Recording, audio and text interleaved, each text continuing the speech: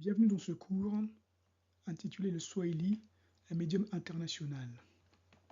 En effet, le Swahili ou le Kiswahili est une langue bantoue de la côte est africaine qui a connu un destin exceptionnel.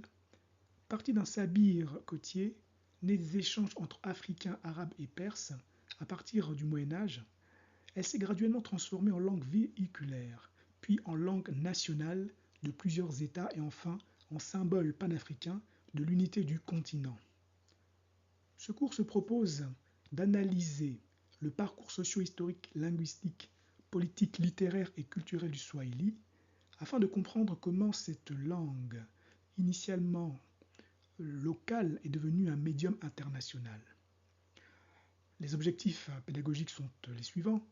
Il s'agit de connaître les origines du Swahili et son évolution du statut de langue de contact sabir à celui de langue standardisée et nationale. Il s'agit aussi de comprendre les enjeux linguistiques et politiques de la planification du Swahili dans les pays d'Afrique de l'Est, notamment les politiques coloniales et post-coloniales, le choix du Swahili comme langue nationale, etc. Il s'agit aussi de découvrir le rôle du Swahili dans les institutions africaines contemporaines et son importance croissante comme langue transnationale dans l'Union africaine, l'Est African Community, etc. Il s'agit aussi d'appréhender la richesse littéraire swahili à travers ses grandes œuvres classiques, la poésie épique, la littérature écrite en écriture arabe et contemporaine, le roman swahili moderne par exemple, et il s'agit aussi de saisir comment la littérature peut refléter les enjeux sociaux et politiques. Il s'agit enfin d'explorer l'usage du swahili dans les médias et la culture populaire, en étudiant son influence dans la presse, la radio, la musique, du taarab au bongo flava et les expressions artistiques modernes. Il s'agit encore de mettre en évidence la dimension panafricaine et internationale du Swahili, symbole d'une identité africaine partagée, y compris son rayonnement au-delà de l'Afrique.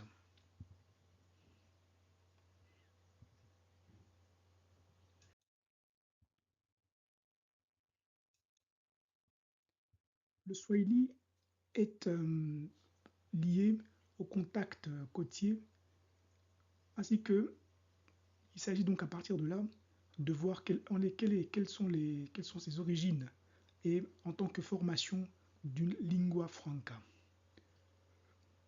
En effet, les origines bantoues et le cadre géographique du Swahili sont en effet très connus. Le Swahili appartient à la famille des langues bantoues, un vaste ensemble couvrant la majeure partie de l'Afrique subsaharienne. Il s'inscrit plus précisément dans le groupe dit Sabaki ou Sabaili, regroupant les dialectes côtiers du Kenya, de la Tanzanie et des Comores. Les locuteurs originaires du Swahili sont les Waswahili, des populations côtières métissées dont la culture s'est développée entre le sud de la Somalie, la région de Brava et le nord du Mozambique, en passant par l'archipel de Lamu, l'île de Zanzibar, les côtes kenyanes et tanzaniennes jusqu'à l'archipel des Comores.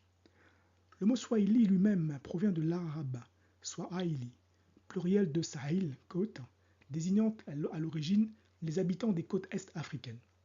En Swahili, la langue est appelée Kiswahili, le préfixe ki indiquant une langue, soit littéralement langue des côtes. Les premières communautés swahili se forment vers le premier millénaire de notre ère dans des cités-États portuaires comme Kilwa, Mombasa, Lamu ou Zanzibar. Ces cités prospèrent grâce au commerce maritime de l'océan Indien, à travers notamment l'ivoire, l'or, les épices, les esclaves, commerce qui met en relation l'Afrique de l'Est avec le monde arabo-persan, l'Inde également et même la Chine. De cette intense interaction naît progressivement une culture swahili urbaine originale, islamisée, marquée par le cosmopolitisme, et une langue de contact utilisée dans les échanges commerciaux. Cette langue incorpore un lexique enrichi de nombreux emprunts à l'arabe et au persan, tout en conservant sa structure grammaticale bantoue. L'étymologie illustrative, par exemple, on constate que le mot swahili vient de l'arabe swahili, comme je l'ai dit, les côtes, et on retrouve ce terme dès le XIVe siècle sous la plume d'Ibn Battuta, qui décrit Al-Swahili comme la langue de commerce de la côte est africaine. Les Africains, eux, utilisent le terme Waswahili pour désigner les habitants de la côte et Kiswahili pour leur langue, avec le préfixe ki propre aux langues bantoues. Le Swahili, la question de savoir si le Swahili fut à l'origine un créole ou un pidgin, c'est-à-dire une sorte de sabir simplifié pour les besoins du commerce, ou bien une langue pleinement développée reste débattue. Les linguistes s'accordent toutefois pour considérer le Swahili avant tout comme une langue bantoue indigène qui évolue au contact d'autres langues plutôt qu'un pidgin artificiel. En effet, sa grammaire, c'est-à-dire la morphologie et la syntaxe, est typiquement bantoue et ne doit absolument rien à l'arabe ni à aucune autre langue étrangère, rappelle par exemple l'historien Cheikh Anta Diop. Les influences extérieures se manifestent surtout par le vocabulaire. On estime qu'entre 20 et 35% du lexique swahili est emprunté à l'arabe. Les estimations varient, certaines allant jusqu'à 40% du lexique provenant de l'arabe ou du persan. Ces emprunts reflètent les siècles d'interaction dans les ports d'Afrique de l'Est, où marches arabophones et persanophones côtoyaient les populations locales. Parmi les marchands arabophones et persanophones côtoyaient les populations locales. Parmi les exemples d'emprunts arabes devenus usuels en Swahili, on peut citer Kitabu de Kitab livre, Safari de Safari voyage, Raïs de Raïs président chef, Habari de Kabar nouvelle, ou encore Allah qui a donné Mawalimu, Kwa Malimu Niere en mélangeant avec Bantou, Mwalimu signifiant enseignant, titre donné à Julius Nyerere par exemple. De même, le sabaki de Plites Bouana, monsieur, vient de l'arabe Bouana, porteur, tout comme bi, madame, dérive de Saïdi, mon maître. Ces termes adaptés phonétiquement se sont totalement intégrés à la langue. L'identité du Swahili est donc intrinsèquement métissée. Son substrat bantou assure la cohérence grammaticale, tandis que son substrat lexical est enrichi d'apports étrangers, reflet du cosmopolitisme des cités swahili. Qu'en est-il de la diffusion du Swahili? En effet, du XIIe au XVe siècle, les royaumes et sultans et sultanats swahili, Kilwa, Mombasa, Pemba, connaissent un âge d'or économique et culturel. Le Swahili s'impose alors comme langue véhiculaire du commerce maritime dans toute la région. Des voyageurs témoignent de sa présence. L'explorateur marocain Ibn Battuta, visitant la côte en 1331, note que la langue de Zanj, côte d'Afrique de l'Est, est le Swahili et décrit comment cette langue sert aux échanges entre étrangers et autochtones. Les premiers témoignages écrits du Swahili datent du XVIIIe siècle, bien que la tradition orale y soit plus ancienne. La plupart de ces documents anciens sont rédigés en écriture arabe, appelée ajami.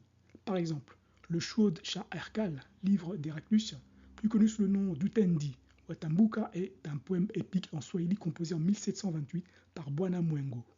Il relate en vers la guerre légendaire entre les musulmans et l'empereur byzantin Héraclius, témoignant de l'influence islamique sur l'imaginaire littéraire swahili.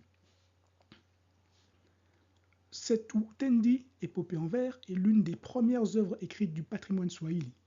D'autres textes anciens incluent des lettres de correspondance, des chroniques locales et des poèmes didactiques, conservés grâce à la transcription en caractères arabes.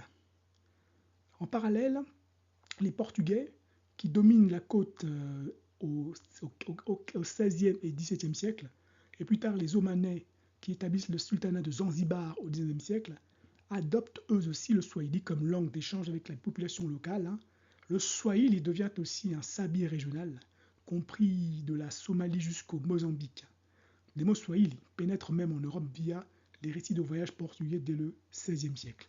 Le terme safari, voyage, apparaît en anglais au XIXe siècle pour désigner les expéditions en Afrique de l'Est.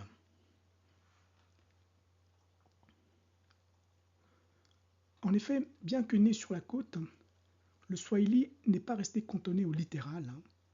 Dès la fin du XVIIIe siècle et surtout au XIXe siècle, il pénètre à l'intérieur du continent par les routes commerciales caravanes. Des marchands swahili et arabo-swahili de Zanzibar et de la côte organisent de longues caravanes vers l'intérieur jusqu'au Grand Lac, à l'actuelle RDC et à la Zambie.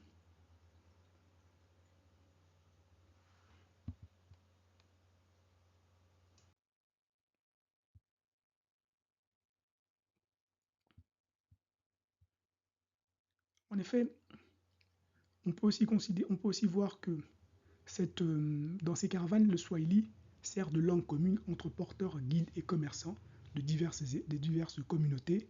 Ainsi, vers 1850, la langue swahili est déjà employée du Kenya, déjà employée du Kenya et de la Tanzanie actuelle jusqu'au Congo oriental.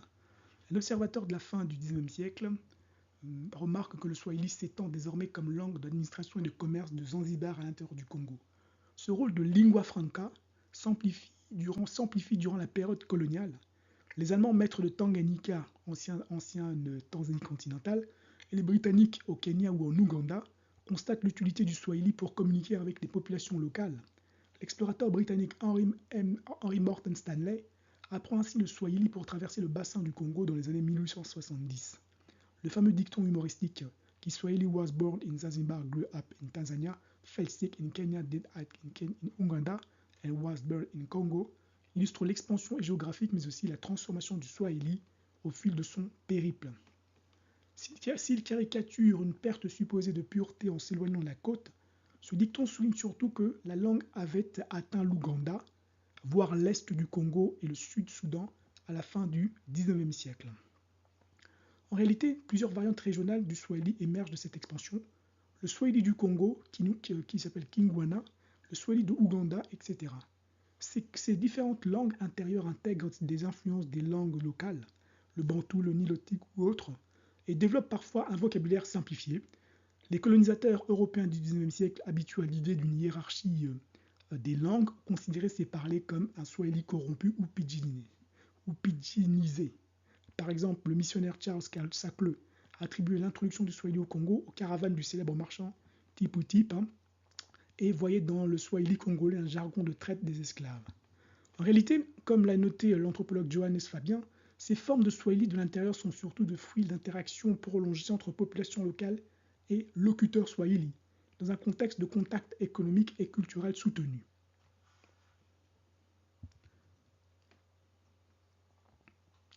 Ainsi, à la veille de la colonisation formelle à la fin du XIXe siècle, le swahili est solidement implanté, non seulement sur la côte, mais aussi dans une large partie de l'intérieur de l'Afrique de l'Est et centrale. Il est devenu la langue véhiculaire principale de l'Est et de l'Est africain et central, et il est devenu la langue véhiculaire principale de l'Est africain, parlée ou comprise par des millions de personnes de langues maternelles diverses. Et on estime qu'à l'époque, il y a davantage de locuteurs seconde langue du swahili que de locuteurs natifs, une caractéristique qui demeure vraie aujourd'hui. Et pour résumer cette genèse, on peut dire que le swahili s'est développé localement sur la côte est africaine, puis a servi de sabir commercial dans l'océan Indien, avant de s'imposer comme lingua franca régionale à la faveur du commerce caravanier et de la colonisation. Cette histoire singulière, où une langue africaine atteint un statut transcommunautaire sans conquête militaire, constitue un cas unique parmi les grandes langues internationales du monde.